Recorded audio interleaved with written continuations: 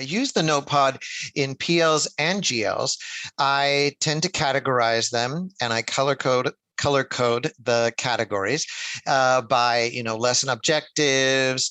In GLs, I'll write down the attendees, put down the sentences, the primary vocabulary, and then any questions that come up with vocabulary and those sorts of things, I'll put those down also. And one thing I like to do is I like to note errors. So I'll write down errors, I'll put those in red, and then I will go over the correction with the student and put those in green.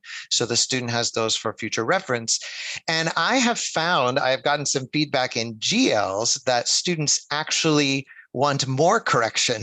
Sometimes, we might be afraid to correct them, but I've gotten some feedback that says they want more correction. So what I'll try to do is make note of different mistakes that different students make. So one student doesn't feel like I'm picking on them. And then I will highlight that verbally as well as writing it down. And I try to do it very casually so the student doesn't feel like it's a big deal. So I found that that's been very, very helpful, especially in GLs. So yeah, primarily in PLs, I will use the text on the slide, so the little text box that we have.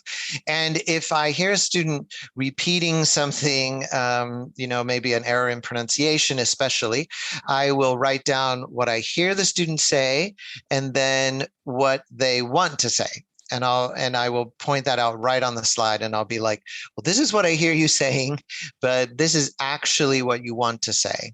And sometimes if they're reading something and it's wrong, then I can just write down what I hear them saying. And I'll be like, well, actually, okay, this is what I hear you saying, but this is the word in the sentence. So do you see the difference as well as hear the difference? Yeah. And then I'll put that in the notepod too.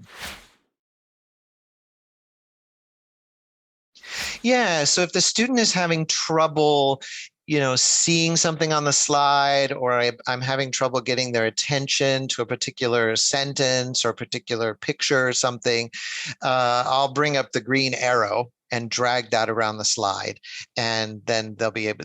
I find that it's a good way of focusing them, and that way I'm not trying to. It eliminates frustration on the student's part as well as my part, saying, no, look here, this place. And it's just like, oh, well, do you see the arrow? And then it draws their attention to that particular spot in the lesson.